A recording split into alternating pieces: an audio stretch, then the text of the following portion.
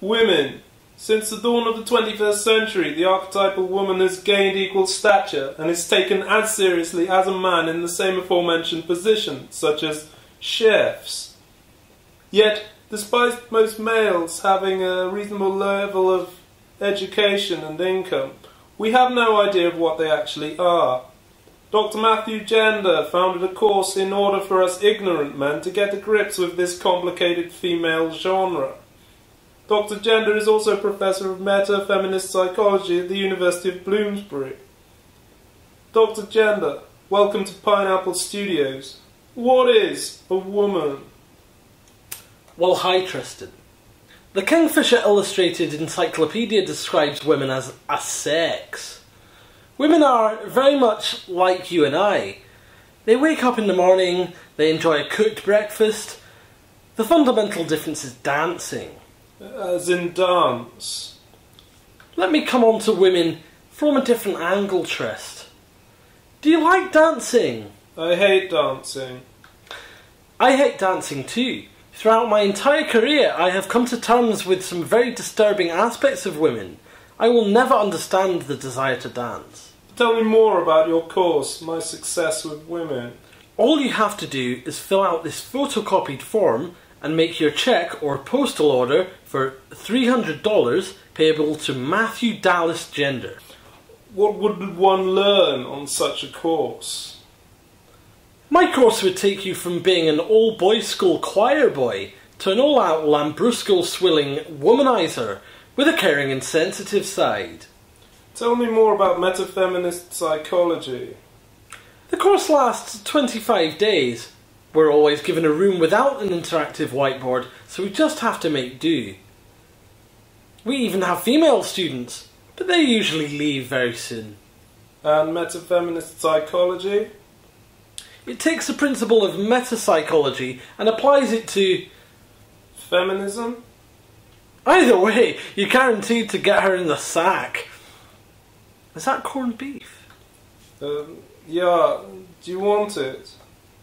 Can I? I'll just save it for later.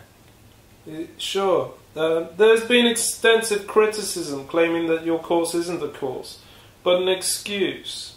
An excuse, I might add, to pay for your drinking habit, so you will not be alone when approaching vulnerable women in public places. No. That's just... Did I mention you get a certificate? But a lot of the practical elements do take place under the influence of alcohol. That's an important part of Grrel-Cambridge, whatever you call it.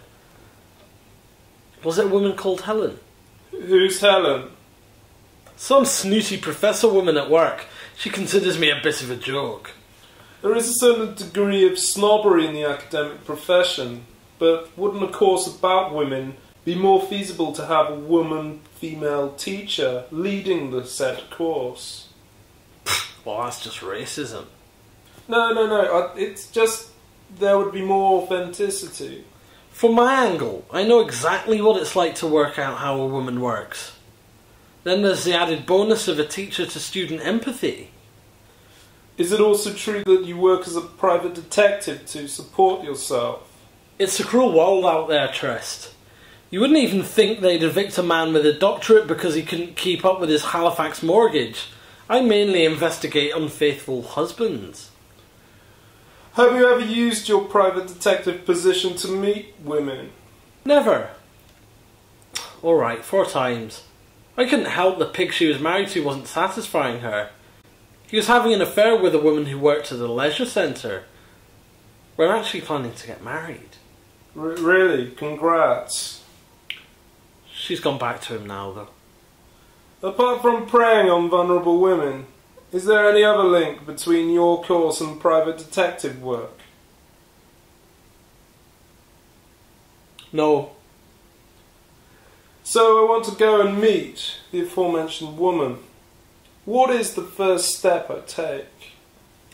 Tristan, the first thing you need to do is think about your appearance. Always have a shower. That's easier said than done, especially when you're sleeping on a friend's sofa. I can tell. You write about the unspoken dress code in your 4-page textbook. It's a modern world. but there's still room for ironing your jeans. Tuck in or out? If in doubt, What would you do? tuck it in. I like your style. I wouldn't really call it a style. This is my college's hooded sweater with the crest. Sustainable outdoor coat. But, It's hanging up over there. oh right, that'll do. The college hoodie would be a talking point. Would I have to make eye contact? You don't have to go that far. So I'd state my name and general purpose. No, that would come later. Best to find an initial talking point. Just long enough to put something in her drink. What was that? You know, I mean like a cocktail umbrella. Right. Could you give me an initial so-called chatted up line? Okay. Hi. My favourite film is Jim Carrey in The Mask. What's your favourite film? Girl with the pearl earring. Sorry? Oh, sorry, that's chatted up quote. So I could change film to, say, tourist attraction. Aye, you could. Hi. What is your favourite tourist attraction? Tower? Tower Bridge? No, just tower. How would you advance from stating a major tourist attraction to actually developing a conversation? Tully went there. Went where? To a tower. Well, if it was my favourite tourist attraction, I would have already visited it, so there'd be no conversation. Well, I've never been to London, but I could say my favourite... We're recording this interview in London now. Oh, aye. So then you'd engineer a conversation towards buying her a drink, hopefully with the outcome of a no-strings-attached physical session. I take it you don't mean aerobics. No, she took my pendant and Omega Gent's watch. Dr. Jenner, thank you. The Tristan Garrel-Cambridge tapes were written and presented by Tristan Garrel-Cambridge, directed by Felicity Haig, and produced by Lloyd Aitken.